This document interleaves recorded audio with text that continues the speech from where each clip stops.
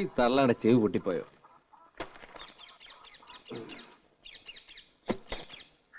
പാറത്തള്ളേ,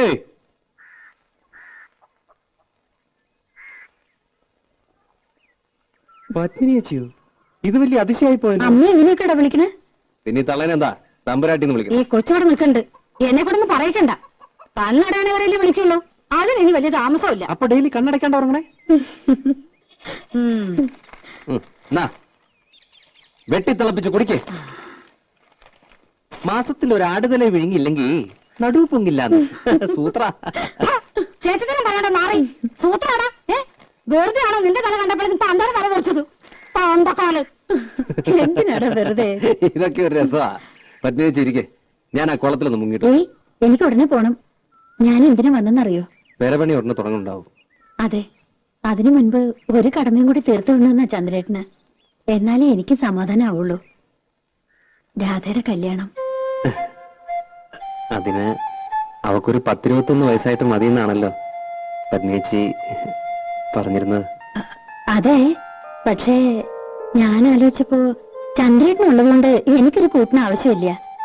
നിന്റെ വയസ്സ് കൂടുതല്ലേ, നിന്റെ അമ്മ അതന്നെ പറയണേ. അമ്മ പറഞ്ഞൊന്നും കാര്യമാക്കണ്ട കേട്ടോ. അതല്ല, അവർക്കും ഇല്ലേടെ ആഗ്രഹങ്ങള്, നിന്റെ ഒരു കുട്ടി എടുക്കണമെന്നും കൊഞ്ചിക്കണമെന്നൊക്കെ. പെട്ടെന്നോ? വേറൊന്നും പറയണ്ട. വീട് നന്നാക്കണമെങ്കിലോ കല്യാണ ചെലവിനോ അവൾക്ക് വേണ്ട സ്വർണ്ണ തുണിയോ ഒക്കെ ഞാൻ നോക്കിക്കോളാം. അവൾക്ക് എത്ര കൊടുത്താലും നിന്റെ കടം തീരില്ല. എനിക്ക് ഈ ലോകത്ത് ബന്ധമെന്ന് പറയാൻ ഒരേട്ടം മാത്രമേ ഉള്ളൂ. അവരൊന്നും തിരിഞ്ഞു നോക്കാറോടില്ല. രാധ എന്റെ സ്വന്തം അനിയത്തിക്കുട്ടി തന്നെയാ.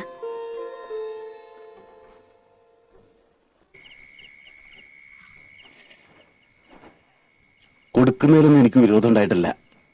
പക്ഷെ എനിക്ക് മനസ്സിലാകുന്നില്ല, ഇത്ര പെട്ടെന്ന് ആലോചന. പെട്ടെന്നുള്ള ആലോചനയൊന്നും അല്ലല്ലോ. പണ്ടേ അവൻ കെട്ടാനിരുന്ന പെണ്ണ് തന്നെയല്ലേ?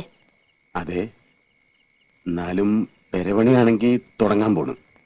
അതിനിടയില് അവളിവിടെ ഇല്ലാണ്ടായാല്. അവളല്ലല്ലോ പെരപണിയണത്.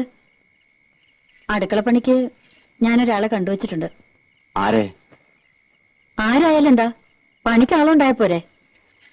വല്ലതും വായിച്ചു പിടിച്ച് തിന്നണ്ടടി. അങ്ങനെ രുചി പിടിക്കണ്ട. ഇത്രയും നാളും തിന്നോണ്ടിരുന്നത് രാധ വെച്ച് വിളമ്പിയതല്ലോ.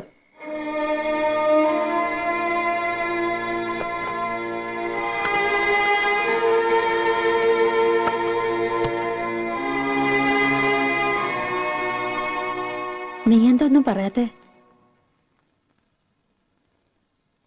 മനസ്സിൽ എന്താന്ന് വെച്ചാ പറയേ. ഒന്നുമില്ല, 2-3 കൊല്ലം കൂടി കഴിഞ്ഞിട്ട്. അവനിപ്പോ പ്രായം എന്തായെന്ന വിചാരം? എത്ര നാളെന്ന് വെച്ചാ അവൻ കാത്തിരിക്ക? അവന് മനസ്സിലാക്കണ്ട നീ?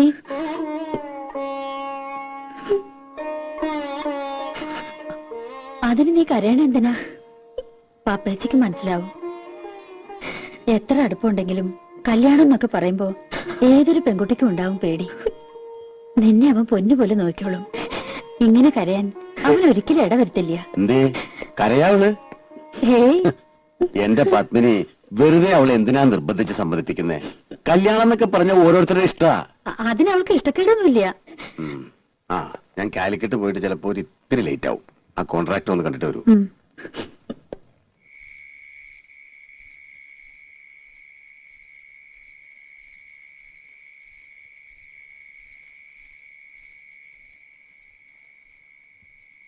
രാധേ, രാധേ,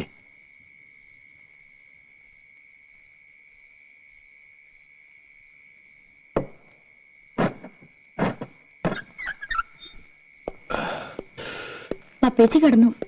10 മണി വരെ കാത്തു.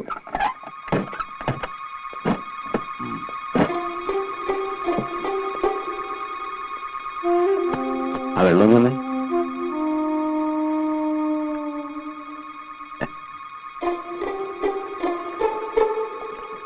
നിന്റെ കൈ കൊണ്ട് തന്നിട്ടാന്ന് തോന്നുന്നു. നല്ല മധുരം. നിനക്കെന്താടി ഒരു വിഷാദം? നിനക്കിഷ്ടമില്ലെങ്കിൽ അവന് കെട്ടുമെന്ന് കേട്ടോ. ശരിക്കും പറഞ്ഞ ഒരു ചേർച്ചയില്ല. കുരങ്ങന്റെ കയ്യിൽ പൂമാല കിട്ടിയ പോലെയാവും. നീ വിഷമിക്കൊന്നും വേണ്ട, അവൻ പോട്ടടി. ഈ ചന്ദ്രേട്ടനുള്ളിടത്തോളം കാലം നിനക്ക് ഒന്നിനും ഒരു കുറവുണ്ടാവില്ല. രാജകുമാരിയെ പോലെ നിനക്കിവിടെ ജീവിക്കാം. ചന്ദ്രേട്ടൻ പോയി കുളിച്ച് ഊണ് കഴിക്കാൻ നോക്ക്. ഞാനും ഉണ്ട്. ഇനി ഒന്ന് കിടന്നാ മതി.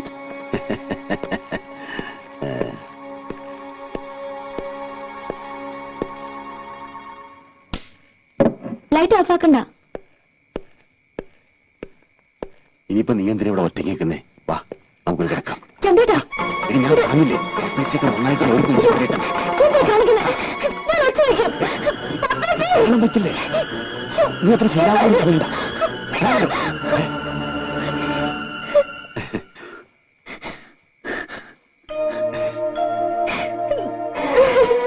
എന്നെ കണ്ട അവള് വല്ലാതെ പേടിച്ചു, പാവം. ആ, പെരവണി അടുത്ത ആഴ്ച തുടങ്ങാൻ കേട്ടോ. ഞാനൊന്ന് കുളിക്കട്ടെ, വല്ലാത്ത വിശപ്പ്.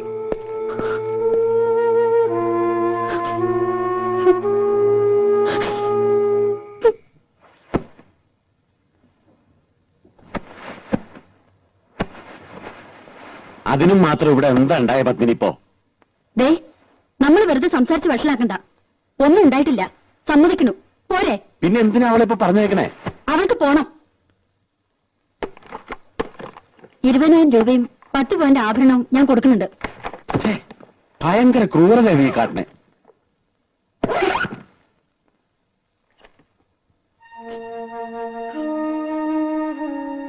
രാജി എന്തിനാ കരയണേ? രാജി കരയണ്ട.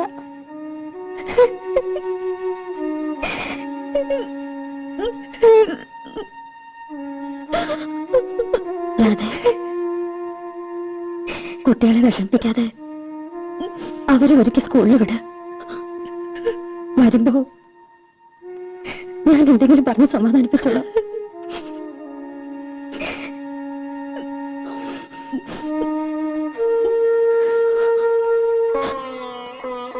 മോളെ, അപ്പേച്ചയുടെ ജീവിതം മാത്രമല്ല, എന്റെ ജീവിതവും നശിക്കരുത്. അതുകൊണ്ടാ പപ്പേച്ച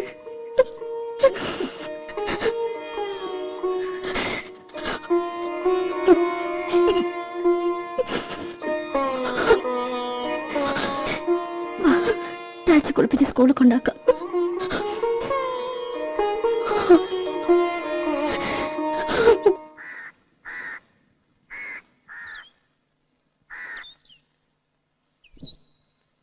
അത്യാവശ്യമായിട്ട് കാണണമെന്ന് പറഞ്ഞപ്പോ ഞാൻ പേടിച്ചു.